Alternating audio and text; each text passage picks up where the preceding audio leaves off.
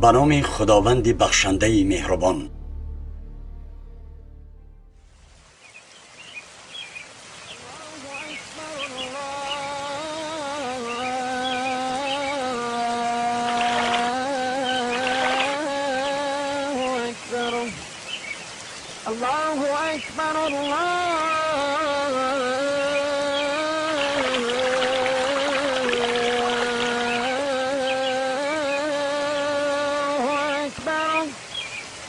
أشهد أن لا إله إلا الله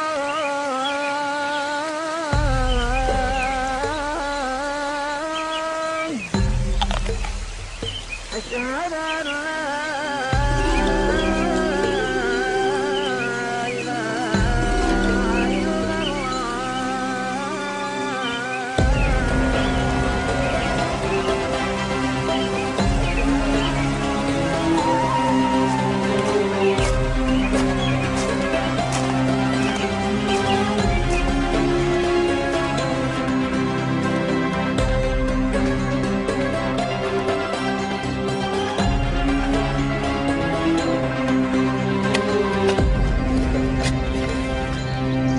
السلام علیکم.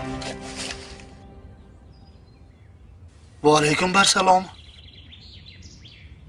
مرحمت. خوش خدمت. ببخشید پدر مرا، ضرورت پیش آمد تا به این منزل رسیدم. مگر این سیب میوه باغ شما نیست؟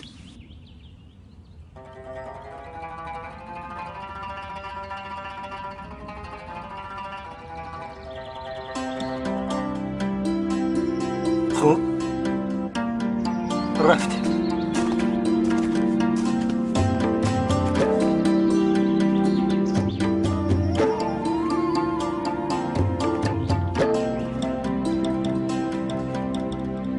پسندت آمد؟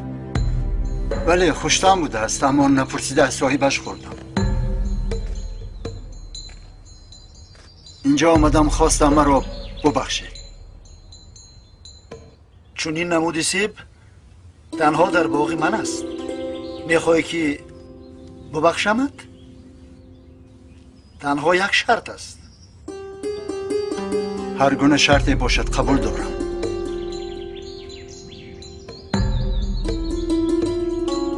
دختری دارم، شلو کرو کورو گنگ است. میخواهم با او ازدواج کنی.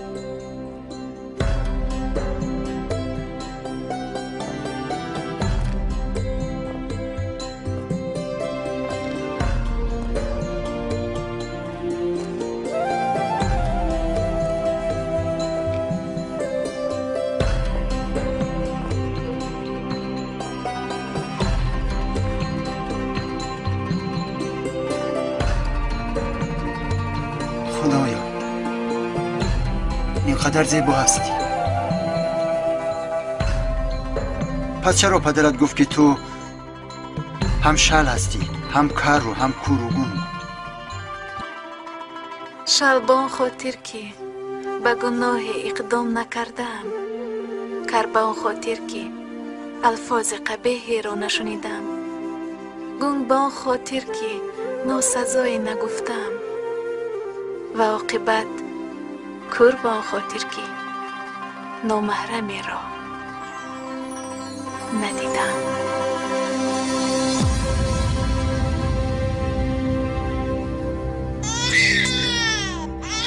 متولد ابو حنیفه شهر کوفه بوده به سال 80 هجری و 699 میلادی در عهد حکمرانی خلافت عبدالملک بن مروان راست می آید. پس از آنکه دین مبین اسلام برملا شد، مردم عرب از پی وسعت حد دین شدند و کشورهای زیادی را به گرایش دین مبین اسلام دعوت کردند و البته بسیاری این کشورها که برایشان آن فرهنگ بیگانه می نمود مقاومت مشدد نشان دادند. از این رو ناچار راههای حربی هم استفاده شدند.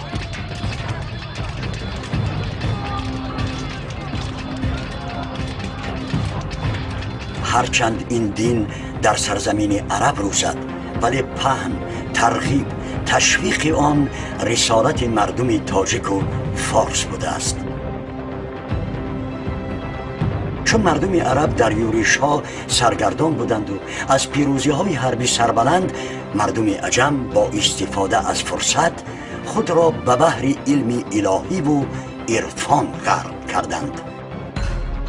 طول 2-3 عصر وقتی کلی مسلمانان از رزم و جنگ و حرب و جهاد متوقف شدند، الکش سرجله و سرکاری علم الهیات به دست آریا تبارها می گذرد.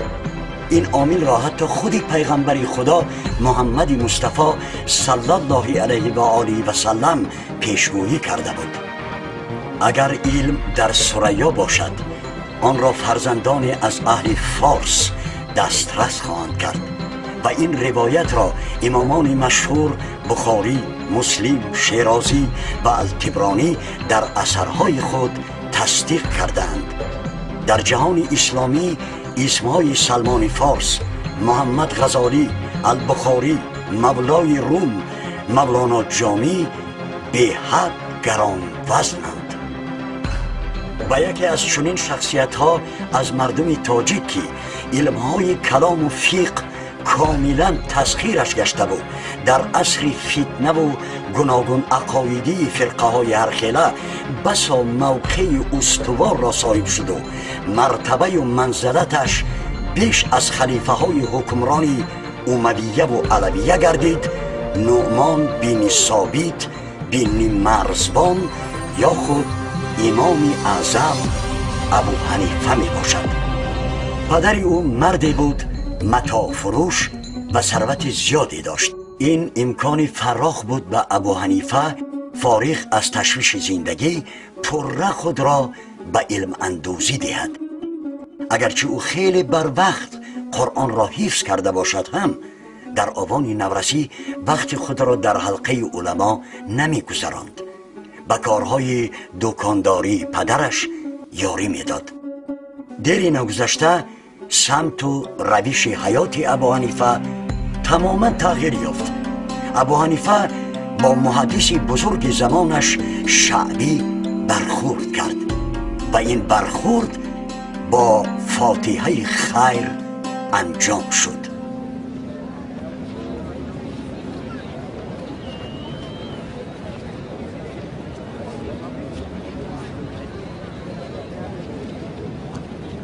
نومان پسرم، من نزد دکان عطریات میروم. از ملک فارس گلاب آوردند. شاید بوی هم میهنان را احساس کنم. تو پسرم اینجا شن و سودا کن و با میزا جان خوش معامله باش. خوب شده است. واقعا باز غرق کتابخوانی نشوی که از سودا غفلت کنی.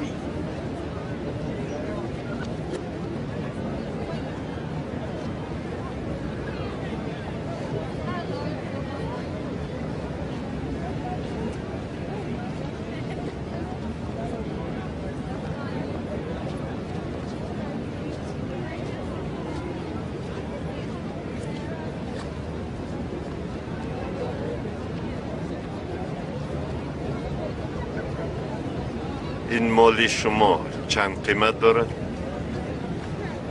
یا نوخط این مال شما چند قیمت دارد؟ معذور دارید مرا نشنیدم. چی میخواستید؟ در این سپیده صبح این چی کتاب است که تو با چنین شوق مطالعه میکنی؟ صبح خیر. اگر باعثی تشویش نشود شاید به من نشان میدی؟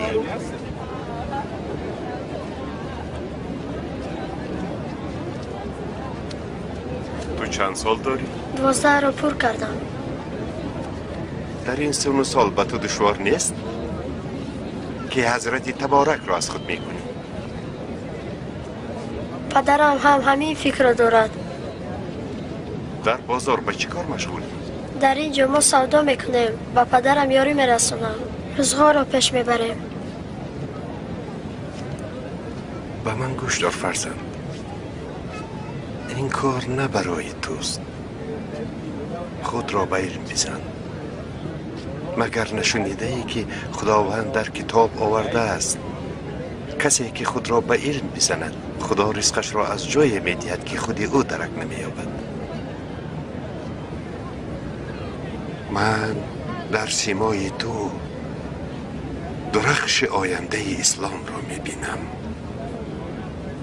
خود را به علم بزن. خود را به علم بزن.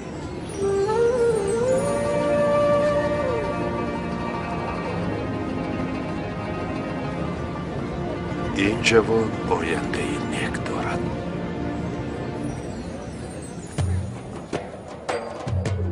سال 96 هجری که مطابق به 714 میلادی است، امام اعظم در سفر پدرش را همراهی میکرد. آن وقت او 16 سال داشت. نیت ایشان زیارت خانه خدا بود که به هر مسلمان وابسته به قدرتش فرض است. میدان ای پسر، هر سال هزاران هزار نفر عازم کعبه میشوند تا که طواف خانه خدا کنند. مطمئنم که زحمت ایشان برهدر نیست. الله حج هر مسلمان را قبول کند. البته هر فرد مسلمان چون بالغ عاقل شد، صاحب زکات شد، زیارت بیت الله بر او واجب میگردد. اما این امر واجب را خدا از دوش فقیر و مسکین و افراد از عقل بیگانه برداشته است. بنا به دلیل‌های باوری بخش، ابو حنیفه به ملت غیر عرب منسوبیت داشته است، بلکه فارسی زاده است. پدرش از اهل کابل بوده در شهرهای مختلف تاجیک‌نشین ترمیز، نسا و انبار به سر برده است.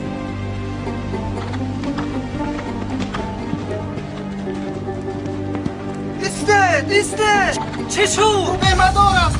آب دارد یاری ده. تمام شو.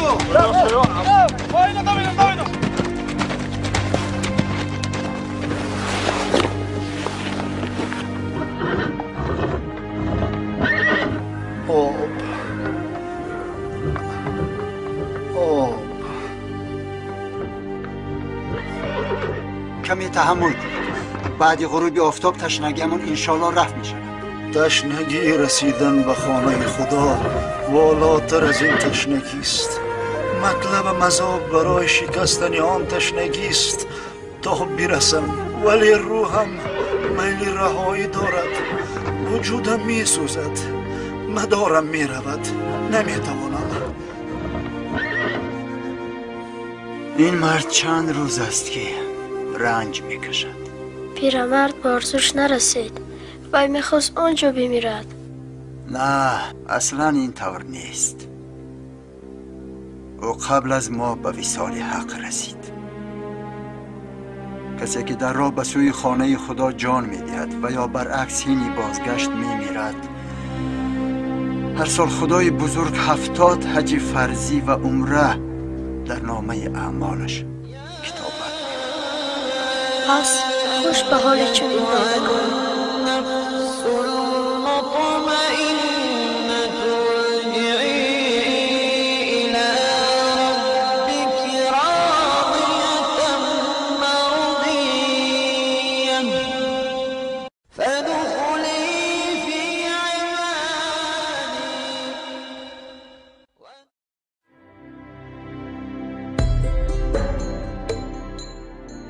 امام اعظم در کعبه با آخرین صحابه رسول خدا با میخورد، معروف با اسم عبدالله بن الحارث بن جازع الزبیدی.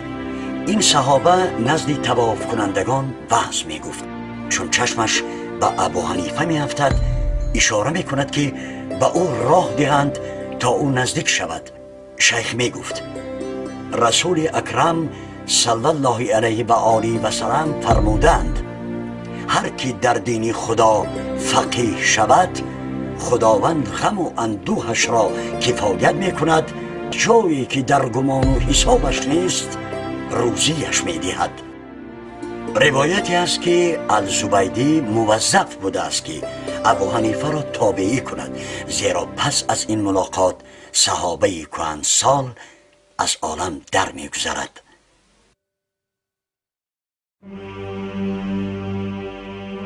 بعضی از مورخان دور حدس میزنند که به دیدار صحابه دیگر انس بن مالک نیز مشرف شده است. پس از فراگیری علمهای زمان یک بار در دو سمت کلام و فقه بزرگ شد.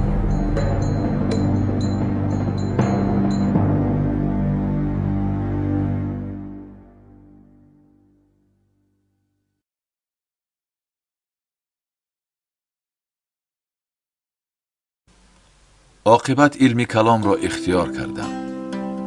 بعد از خود کردن این علم درک کردم نفع آن کمتر است، چون که انسان در این علم کامل شود از آشکارا گفتن میماند و او را در هوا و هوس مجرم می کند. سپس بعد چنین اندیشه به علم گراماتیکا، صرف و نحو و ادب رو می آرد. عاقبت نحو را چنین یافتم که بعد استاد شدن در این علم باید با کودکان بنشینم، نحو و ادب تعلیم بدهم و از این صرف نظر کردم و شعر آفرینی را برگزیدم. شعر را چنین یافتم که عاقبتش مدح است و دروغ، زیرا آن اگر دروغ نباشد زیبا نباشد. به حدیث گرایش پیدا کردم و حس کردم که مرا برای جمع حدیث عمر ضرور است، طولانی. بعد چنین اندیشه و ملاحظه‌رانی امام اعظم رحمت الله علیه کشتی نیروی خود را به بحر بیکران علم فقه می اندازد و فقیه تا درجه می شود که تاریخ تا حال همتای آن را ندیده. پس لازم دیدم که به علما، فقها، مشایخ و اهل بصر هم نشین شوم و با اخلاق ایشان خود را بیارایم. عیان کردم که اجرای فرضها، استواری دین و بندگی تنها به معرفت فقهی درست است. در آن عصر کوفه مرکز مکتب بزرگ علم فقه محسوب می شد و استاد فقیه بزرگ تمام دور و زمانها حماد بن ابو سلیمان بوده است که ابو حنیفه رحمت الله علیه به او 18 سال مرتبه شاگردی داشته است. احترام او به استادش زیاد بوده است که حتی فرزندش را با نام او میگذارد. پس از فوت حماد، حنیفه در سن 40 سالگیش به درس و بحث مستقل شد و نگذاشت که مانعه مصنوع در رشد علم فقه ایجاد شود. از این لحاظ به شاگردان آموزش علم فقه را به دوش گرفت. لیکن غیر از حماد این چنین از خوشه های دانش دیگر فقیهان دور دانه می چید. از قبیل زید بن علی زین العابدین، جعفر صادق، عبدالله بن حسن بن ابو محمد و دیگران. اما به هیچ وجه کارهای تجارتی خود را ترک نمی کرد، زیرا آن باعث دستگیری و مهیا کردن شرایط معیشی و اقتصادی برای تحصیل علم می شد و دیگر نیاز و دستنگری به عطا و بخشش و صدقه ها نمی ماند. السلام علیکم. و علیکم السلام. خواهش میکنم این متاع مرا بخرید. به عوض چند درهم میخواهید بفروشید؟ 100 درهم. نرخ این متاع خیلی بیش است. ای استاد بزرگ، آیا خدمت ما رو مشرف شده که نزدتان خوانده؟ دوست ما از ملک خراسان نزدمان آمده است. فوراً با او از همین جامه ها 50 دانه برسان. خودش خواهش کرده است. قبول است. لیکن به او بگوی که یکی از این جامه ها نقص دارد. اگر در نرخ تخفیف خواهد، البته ارزان کن و حتما تیز برگرد. با چشم. خوب فکر کردید؟ خیر 200 باشد که در 300 توقف کنیم. باورم کنید که نرخش زیادتر است. از خدا شرم نداری مگر یک ضعیف رو تحقیر و مسخره میکنی؟ سوداگر مال رو ارزان خریده گران میفروشد. پس تو چرا عکسی حال میکنی؟ آیا تحقیر از این هم زیاد میشود؟ موجب عمل من هم شرم نزد خداست.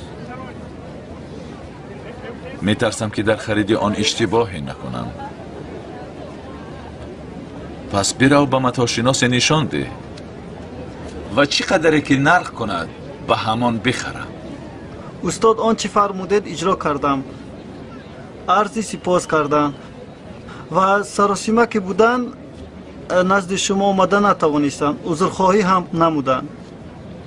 کار خوب شد. درباره آن جامعه ناقص چیزی براش گفتی؟ اوه استاد مرا معذور دارید.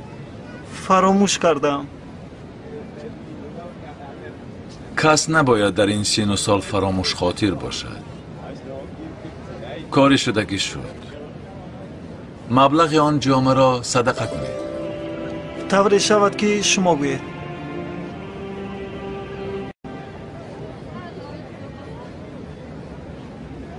آن متاشیناس مالی مرا 500 درهم نرخ کرد.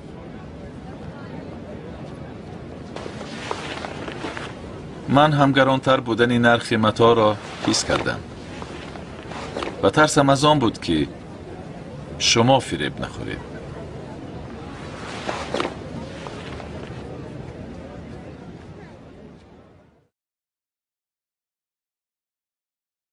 امام ابو حنیفه هم به باطن و هم به ظاهر خود اهمیت جدی میداد. هرگز لباس فقیرانه را نمیپسندید. همیشه لباس زیبا را ببر میکرد و از پاشیدن عطر و گلاب نیز خودداری نمیکرد. نزدیکترین و بهترین شاگردش ابو یوسف چنین آورده: هیچگاه او را در هیئت غیر مرتب و موی ناهموار ندیدم.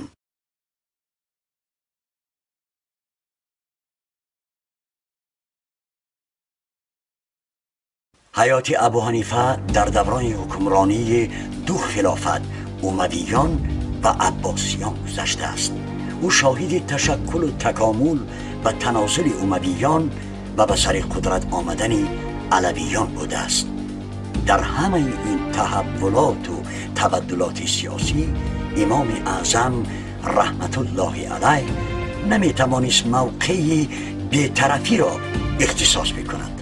توجه او بیشتر به علوی ها بود، بدان وجه که برای خلافت اموی ها شرعاً نصیبه و حقی را نمیدید. از این هم بیشتر ظلم و استبداد امویان بر خویش و تبار رسول الله به مراتب افزود و امام اعظم نمیتوانست اظهار نگرانی نکند. امام اعظم به حد غیور و جسور بود و کدباده جسارتش از علم و دانش و خردش اساس می‌یافت. زمامداران وقت بهر منافع شخصی و موقع خویش سیاست خود را از تحمیل کردن به سر او عاجز می‌ماندند. هنگامی که ابن خبیره از بنی امیه والی کوفه بود، از بین شدت فتنه در عراق کلی فقیهان مشهور را نزدش خواند و سر آنها وظیفه و منصب اداری را بار کرد. تنها ابو حنیفه از قبول مهر و انگشترین دولتی دست کشید و بار اول شرطه او را به محکمه کشید و طی چند روز ابو حنیفه رحمت الله علیه زیر شلاق ماند، اما هیچ از رأیش نگشت. با حیله و مساعدت زندانبانی با تقوا و با دیانت از محبس آزاد شد و به مکه فرار کرد. همه عذاب و رنج و شکنجه نسبت به ابو حنیفه تنها به خاطر آزمایش بود که آیا او آماده است به سلطنت اموی ها هم فکر و هم کار باشد یا نه، یا اینکه او بیشتر به علوی ها گرایش دارد. روز تا روز اقتدار خلافت عباسیان فزون می شد و دایره جغرافی هم رأیانش وسعت می یافت.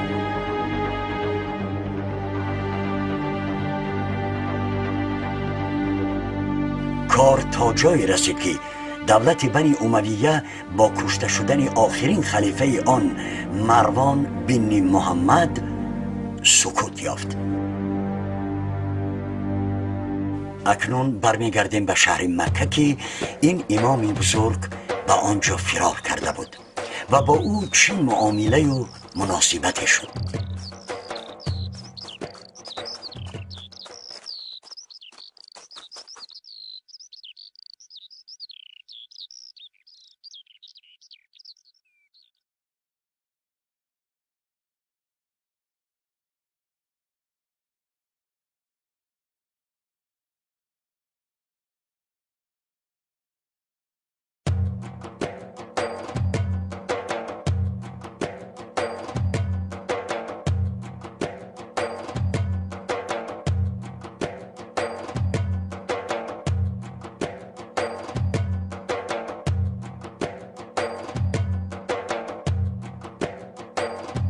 شش سال ابو حنیفه آنجا زیسته، بعدی برای کار آمدن منصور عباسی به کوفه برگشت. تمام علمای جمع شده دهان او را نگاه می کردند. درک کرد که ایشان فکر او را می خواهند در بابت خلافت عباسیان.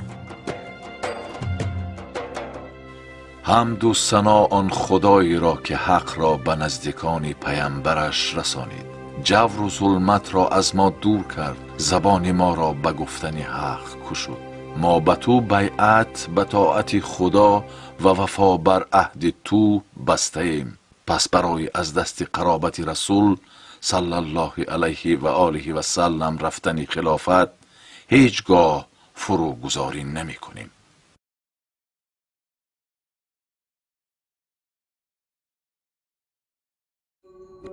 18 سال واپسین حیاتش که در عهد عباسیان می‌گذرد از رنج و عذاب ته نبوده است. تنها با علت جای داشته در سلطنت امویان، ابو حنیفه نسبت به خلافت علوی ها خیرخواه بود.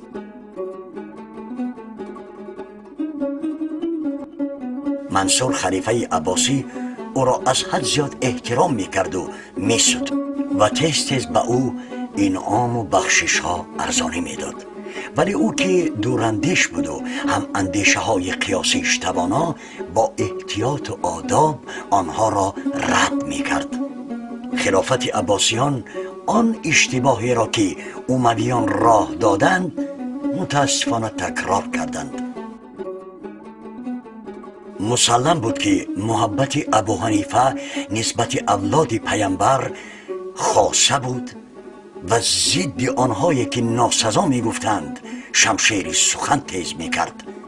بعد از آن که تمام اولاد علی رحمت الله علیه از جانب حکومت منصور به قتل می رسند، ذره از مهر در قلب ابو حنیفه به خلافت عباسیان نیز نمی ماند. سال 145 هجری یا 762 میلادی در مدینه محمد نام شخص قیام کرد. ناباوری از جانب مردم به عباسیان چنان افزوده که حتی امام مشهور دور مالک رحمت الله علیه به این جنگ فتوا داد. این قیام با آزار مالک و کشته شدن محمد انجام شد. منصور از آدمان صادقش آگاه می شود که چه کسی فرماندهان او را به اصطلاح از راه می زده است. چون معلومش می شود قصد قصاص ابو حنیفه می کند. موقع ابو حنیفه از دید و نگاه جاسوسان منصور دور مانده نمی توانست و معلوماتی که به دست منصور می رسید زمینه می شد بهر آموزش و تحقیر و تعقیب امام اعظم. فرصت دست داد خواست ابو حنیفه را قاضی تعیین کند یا اینکه عموما یگان منصب را بارش کند. مقصد منصور با بهانه سرکشی از منصب از بین بردن امام بود، لیکن برای از بین بردن چنین یک امام بزرگ خلیفه باید نصف عرب و عجم را از بین می برد، چون که حد مخلصان و مریدان و پیروانش روز تا روز وسعت می یافت. برای چاره نیافتن امام قسم می خورد که او وظیفه را بی دودیلگی قبول خواهد کرد. برای رفع قسم خلیفه او ناچار آماده کردن خشت دیوار شهر را بر عهده گرفت. این در حال رخ داد که منصور هجوم شدید خود را به مقابل خانواده علوی ها آغاز کرده بود. از این خاطر بیم او از ابو حنیفه بی اساس نبوده است، زیرا گپ امام به کل مردم کوفه و حتی بیرون از آن هم می دوید، چون که کل علمای دور ابو حنیفه را چون اساسگزار علم فقه اسلام اعتراف کردند. امام شفیعی که در آسمان علم فقه می درخشید درباره ابو حنیفه چنین آورده است: مردم در فقه محتاج ابو حنیفه اند. یگان فتوای او از دلیل عاری نبود. ابو حنیفه می گوید کتاب خدا را می گیرم، اگر در آن پیدا نکردم سنت رسول خدا را می گیرم، اگر در آن پیدا نکردم سخن صحابه را می گیرم، سخن کدامی از آنها را بخواهم می گیرم و از کسی را بخواهم می پرتایم، لیک از قول آنها بیرون نمی روم.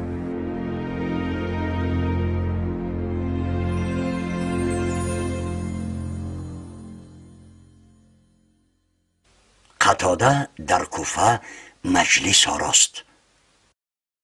از حلال و حرام بپرسید تا که پاسخ سوالهای شما را بدهم. ای ابو خطاب، مرد سالیانی زیاد بیدرک شده است. همسرش ناامید شده با کسی دیگر ازدواج کرد. در این اثنا شوهر اولش پدید می گردد. با او چی معامله می شود؟ وای بر تو، آیا چنین حادثه رخ داده است؟ نه، ما پیش از آمدن بلا آماده می شویم. قبلا آن را باید آموخت. قسم به خدا دیگر نزد شما از حلال و حرام سخنی نگویم. پس سرچشمه هایی که امام اعظم فقه خود را بنیاد کرده است اینهایند: کتاب خدا، سنت رسول خدا صلی الله علیه و آله و سلم، فتوای صحابه، اجماع، قیاس، استحسان، عرف. قاضی کوفه ابو لیلا زن دیوانه را که مرد را ناسزا ای پسر دو زیناگر گفت به دو حد محکوم کرد، یکی برای تهمت پدرش و یکی برای تهمت مادرش. این خبر به ابو حنیفه رحمت الله علیه رسید و آن بزرگ قاضی را در 6 وضع خطا گرفت. با وجود دوستی و هممسلک بودن ابو لیلا پیش خلیفه شکایت برد و خلیفه ابو حنیفه را از فتوا دادن منع کرد و تا مدت طولانی او از این چیز محروم شد. حتی خود ابو حنیفه گفته ابن ابو لیلا در حق من چیزهایی را روا می‌بیند که من در حق حیوان روا نمی‌بینم. لیکن همانا امام اعظم به مردم فتوا میداد که از روی کتاب بود و این چیز باعث ناراحتی و نافاری مأموران خلافت می شد و برای پایدار ماندن دولت خود خلیفه تلاش می کرد که فرصت پیدا کرده او را دور کند. چون این امکان و شرایط را به منصور خود امام اعظم مهیا ساخت، زیرا اکنون او به این خلافت پشت گرداند. در این مسائل عقیده واپسین شما چون است؟ یا مولا،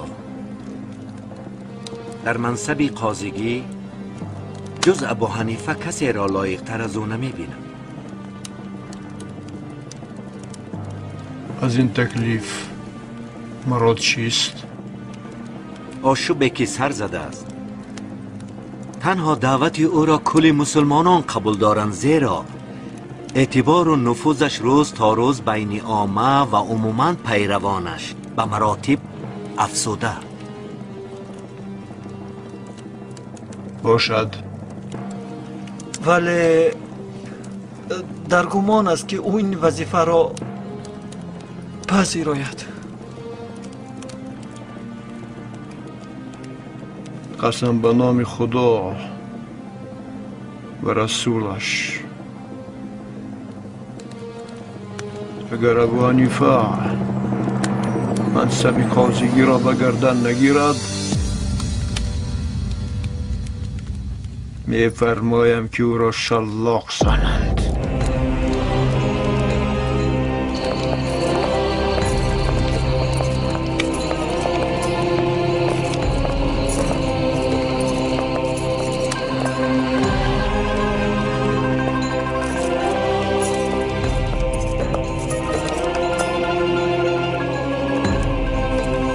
امام اعظم تشریف آوردند. آها، میفرماید. با چشم.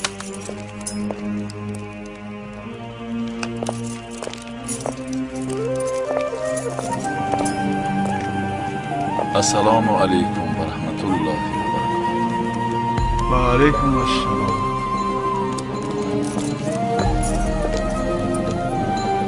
ای امام،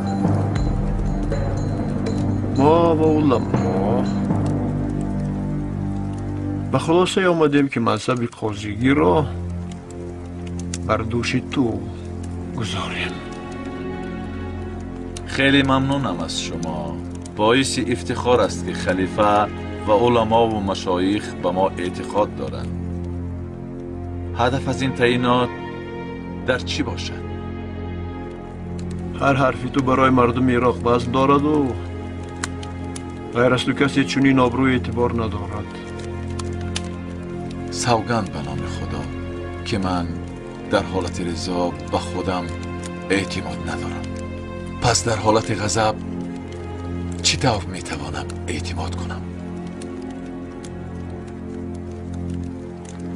اگر مسئله برایت مهم باشد که مرا تهدید به غرق کردن در دریای فرات قبول منصب کنی، البته من غرق شدن را میپذیرم. تو اطرافیانی داری، آنها احتیاج به کسی دارند که به خاطر تو آنها را اکرام کنند، ولی من برای این کار صلاحیت ندارم. تو دروغ میگویی، تو صلاحیت داری. تو هم اکنون بالای خودت حکم کردی. چه طور دیگر برایت حلال است کسی را قاضی بر امانت تعیین نمایی که او دروغگو است؟ تو از منطق من آن نرو. تو خودت میدانی که مقصد نهایی من چی است. اصلا نمیخواهم با شما کاری را انجام بدهم بدان وجه که از شما نسبت مسلمین اشتباه زیاد میرود. چی دلیلی آورده میتوانی؟ تو مسلمین را که قیام کردند سر زدی. شرط آن است که مسلم به خلیفه باید تا آخر صادق بماند اهل مسلم شرطی برای تو کردند که در اختیار نداشتند و تو با آنها شرطی گذاشتی که چون این حق نداشتی، زیرا خون مسلم تنها به یکی از 3 چیز حلال می گردد. پس شرط مذکور برای تو خون آنها را حلال نمی گرداند و اگر تو برای این کار آنها را بریختن خونشان مجازات کنی برایت حلال نیست و شرط خدا به وفا کردن اولاتر است. این قرار قطعی من است. از التفات و مرحمت شما سپاسگزارم، ولی نمیتوانم آن را بپذیرم، زیرا باز چی؟ چطور منصبی را قبول کنم که زیر فرمان سرزدن فرد مهر بگذارم؟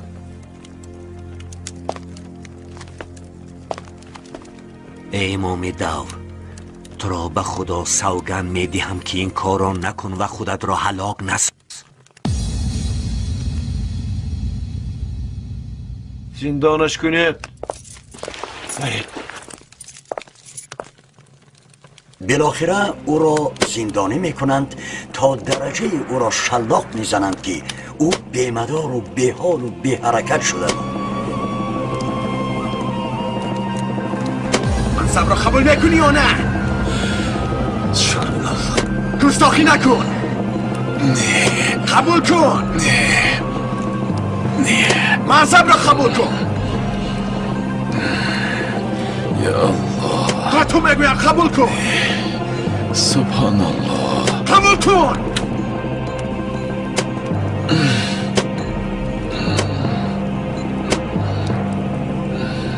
در طرف ما باش. نه. منصب را قبول کن. سبحان الله. قبول کن میگویم. سبحان الله. سبحان الله.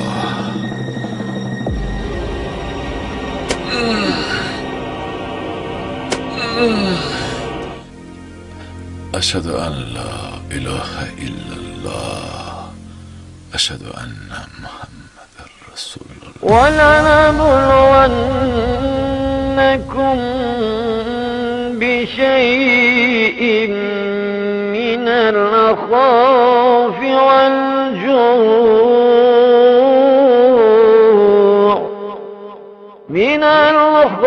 دلیلی هست معتمد که به او زهر میدهند.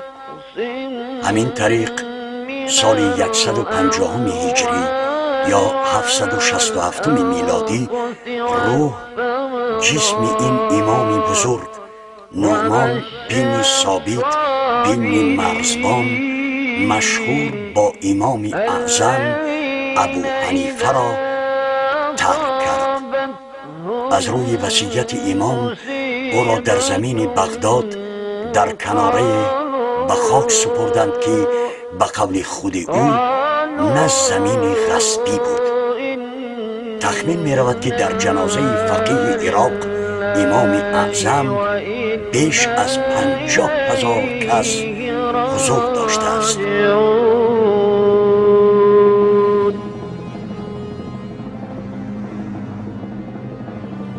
طبق روایت خلیفه از کارهای کردهش نسبت امام پشیمان شده به خلق مراجعت می کند که از جانب ابو حنیفه برای زندگی و مرگش مرا معذور می دارد و عذر مرا می پذیرد.